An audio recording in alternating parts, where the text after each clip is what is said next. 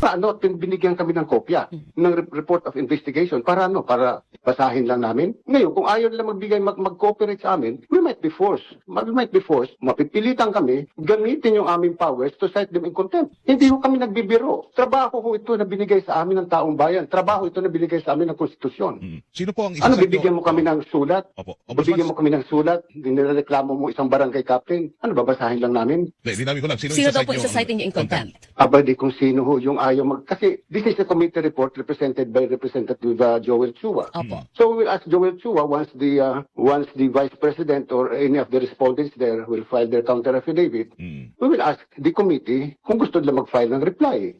Kung hindi, it will be submitted now for resolution by the Office of the Ombudsman. Ngayon, kung ayaw nila mag-file ng reply, we will consider them deemed waived. Oo. Wave Ngayon, na pag yun. sinabi nila, ay hindi naman kayo nag-file sa inyo, if they insist on doing that, ay siguro naman, hindi ho ako I am not threatening them, siguro naman ano to, hindi na siguro magandang relasyon ito between the House of Representatives and the Office of the Ombudsman na ayaw namin mayari. I think they should cooperate with us because they were the ones na, kumbaga kinalabit kami, kiniliti kami. Nip na balita. From 2020, your conviction rate was 61.2%.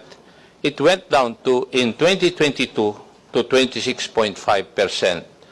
May I know what caused this drop insofar as your conviction rate is concerned? Ito po yung sinasabi ko kanina, the unfair evaluation of the Office of the Ombudsman.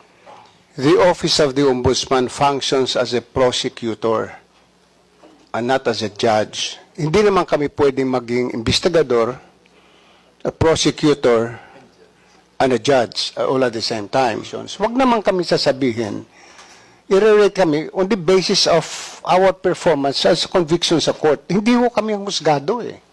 Kami ay prosecutor. We cannot tell the justices of the Sandigan Bayan or the judge of the Regional Trial Court, i-convict ninyo. Kita po naman dito sa statistics na ito. Kaya lang po nagiging curious po ako sa pagtatanong kung bakit ganito. Sir, excuse me po. Ipagpaumanin po ninyo, pero I'm not pointing an accusing finger. Po ang agency na nagsasabi he can live with his budget. Wala pa po akong naririnig na head of agency, head of department, na nagsasabi he will live with the budget given him by the government. So, congratulations po, Ombudsman Samuel Martires.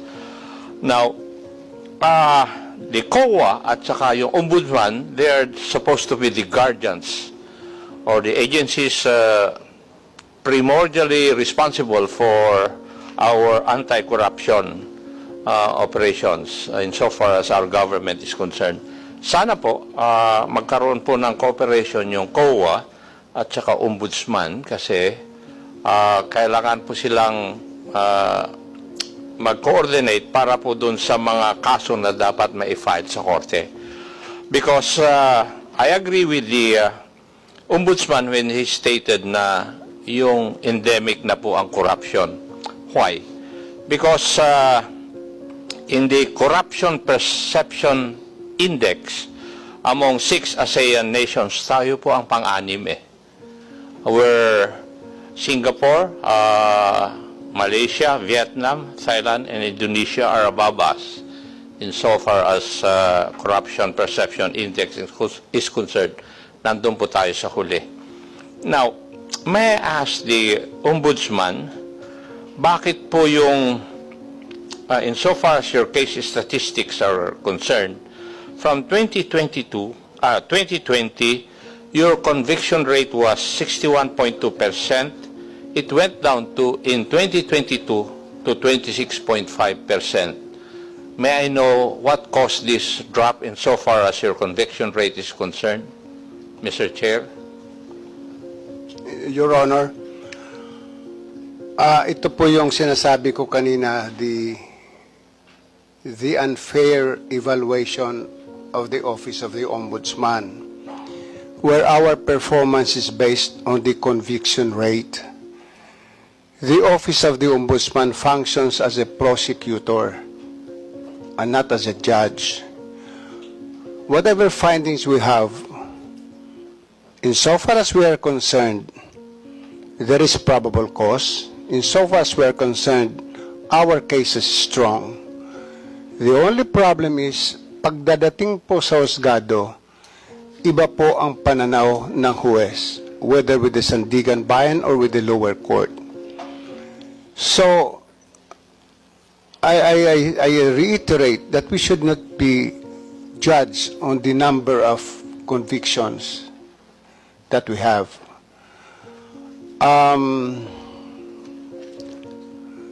Hindi naman kami pwedeng maging investigador, a prosecutor, and a judge all at the same time. So we stop at the role of being a prosecutor, investigator, and a prosecutor. So ito lang po ang hinihiling ko, not only in Congress, but also with those who would rate the Office of the Ombudsman, especially Transparency International, some agencies of the United Nations, wag naman kami sasabihin, i-rate kami on the basis of our performance as conviction sa court. Hindi ho kami husgado eh. Kami ay prosecutor.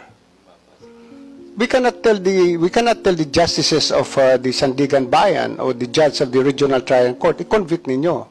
Of course, we cannot do that.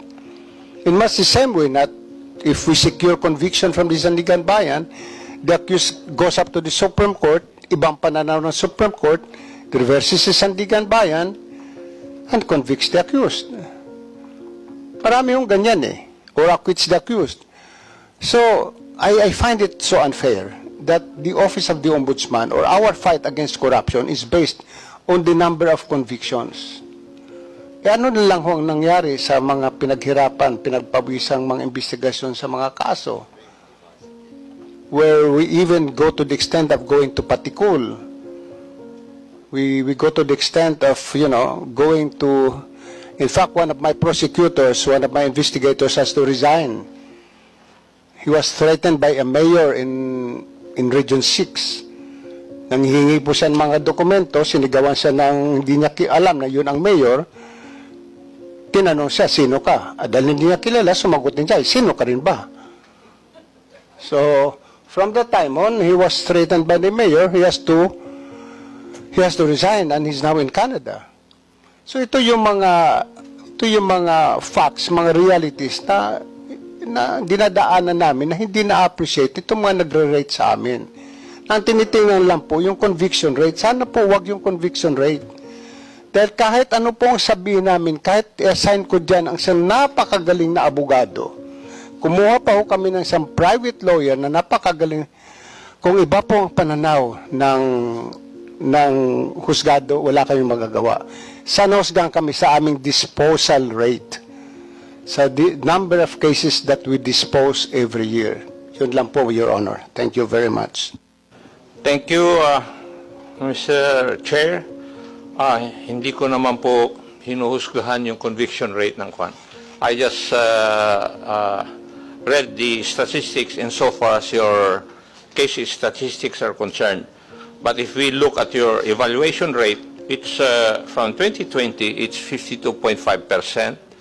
It rose to 80.1% in 2022. Kita po naman dito sa statistics na ito. Kaya lang po nagiging curious po ako sa pagtatanong kung bakit ganito. So I find your answer logical, sir. So I will go to the next issue, which is your budget. Sir, excuse me po. Ipagpaumanin po ninyo, pero I'm not pointing an accusing finger.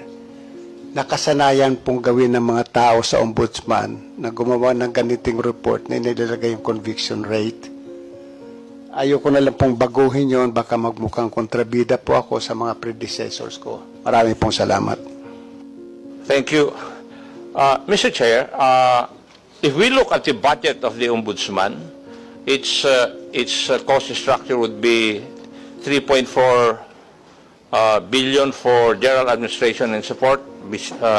It's because of their PS, and 30.2% or 1.5 billion for operations.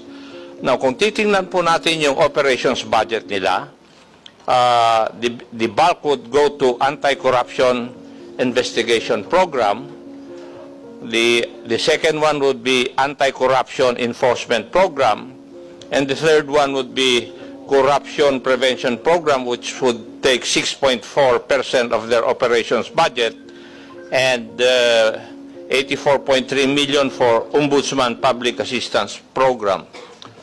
May I just ask, Mr. Chair, bakit po yung prevention aspect dito ay mas maliit po ang budget kaysa dun sa anti-corruption investigation program at saka anti-corruption enforcement program? Hindi po pa dapat mas maganda yung gastusan na lang po natin ng mas malaki yung ating prevention, kasi we are preventing the commission of corrupt practices.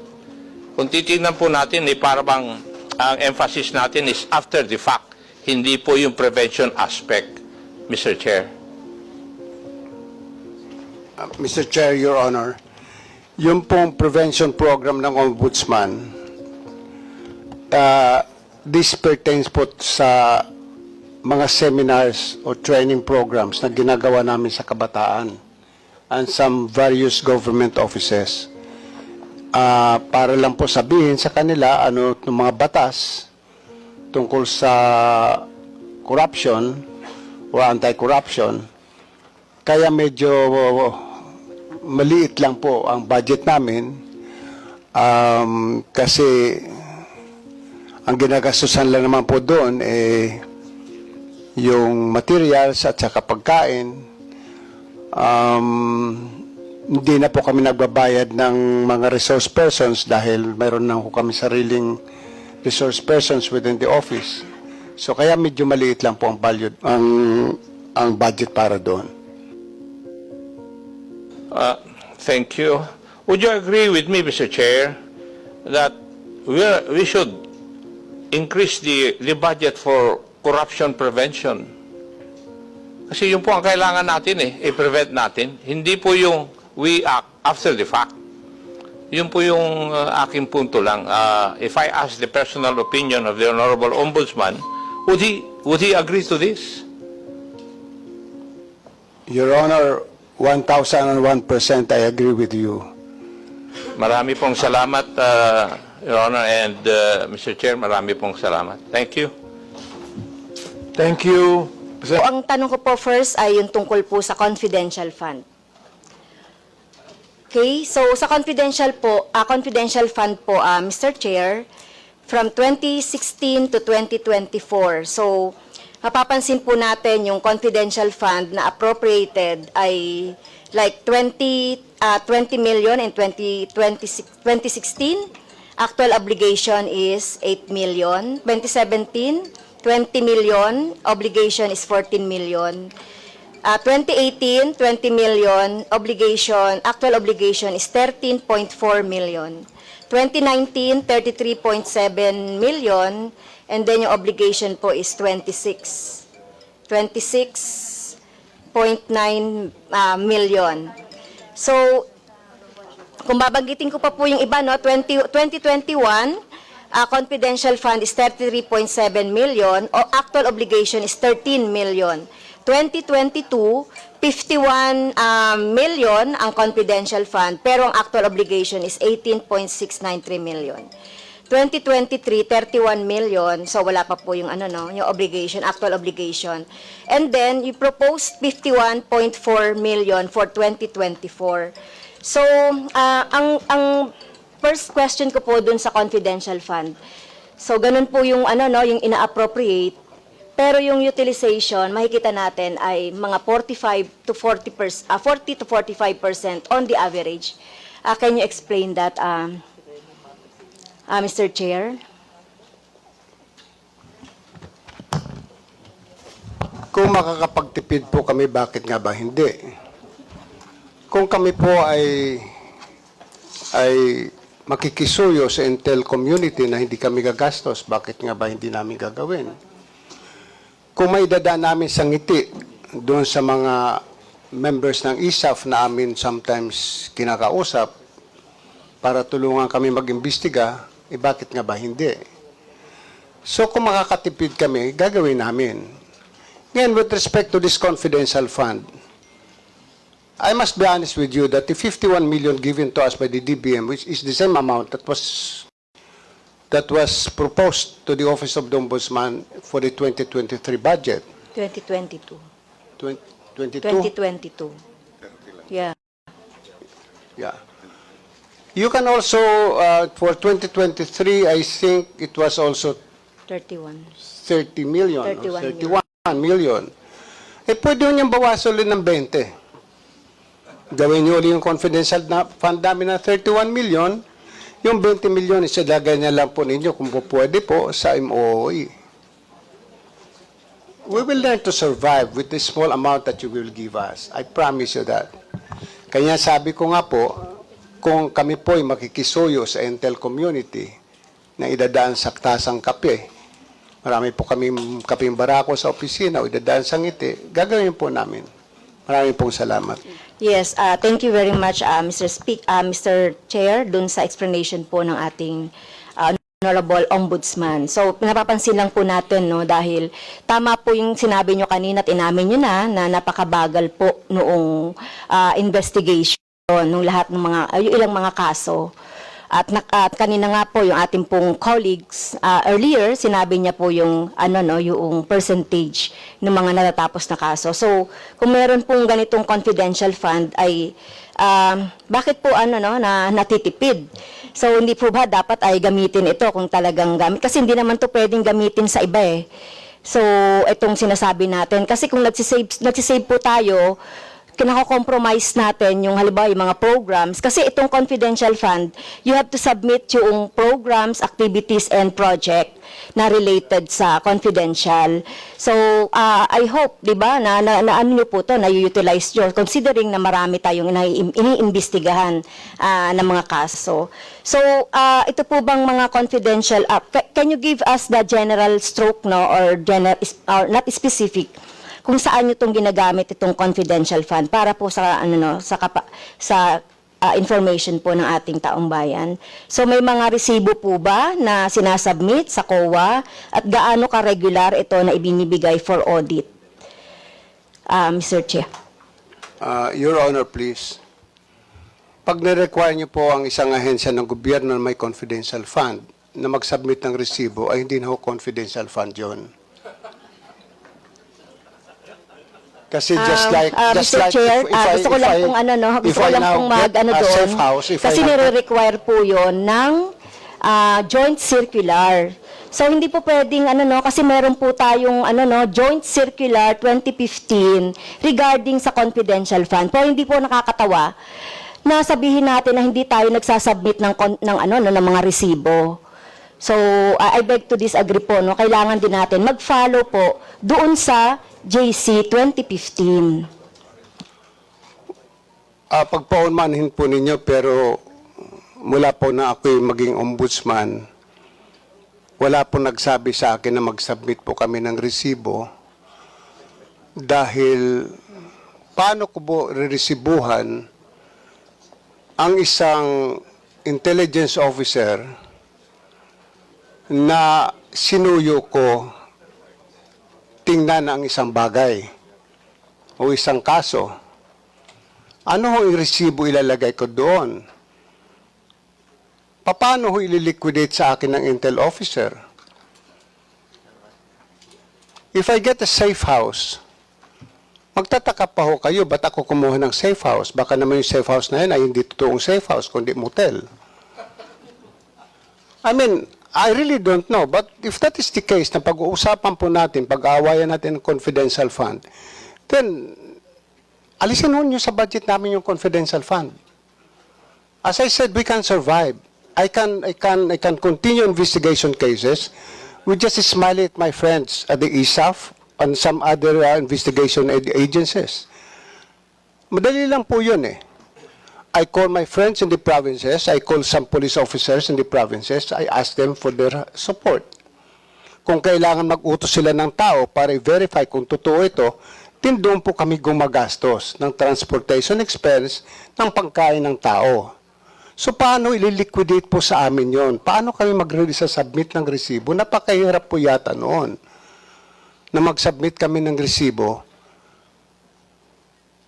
At siguro wala namang papayag din sa amin na Intel officer na pag binigyan ko ng 50,000 pesos o i-liquidate mo sa akin, na tuwing sakay niya ng taxi, kung siya ay may, which I did it before, na pinamanmanan ako isang empleyado ng ombudsman, pinasundan ko, abay, siguro may hirapan yung Intel officer na every now and then, bibigay sa akin yung mga resibo ng gasolina. At pag niliquidate ko yung resibo ng gasolina na yon as my own expense, baka sabihin ng COA, hindi pwede kasi hindi ka pwede mag-claim ng gasoline expense because you have your transportation allowance. So I don't think a receipt is important. What is needed is that we make a certification, we issue a certification to the effect that we have spent the confidential fund for purposes of investigation of cases. Bakit po kami nakakatipid? Noong araw po, kuminsan lumalakad po na investigador 5. Yung 5 pong yun binawasan ko. Kasi ang aking filosofiya, kung kayang gawin ng isang Little Indian, yung gawain ng 10 Little Indian, bakit hindi ba nga ba gawin ng isang Little Indian? So just like when I was investigating the case of the onions, yung mga sibuyas, may mga isang tao kung pinalalakad o 2. Kung medyo delikado yung lugar na pupuntahan, 3 sila akong pinapupunta. Yun po ang pero hindi ko sinasabi sa kanila, magbigyan niyo ako ng resibo. Kasi pag sila'y pupunta rin doon, mayroon mga binabayaran din sila mga tao na sinusuyo yung tao na to gather more evidence for us. Marami pong salamat. Yes, thank you very much po doon sa explanation. Siguro with due respect to our ombudsman, hindi po ito nakakatawa, no?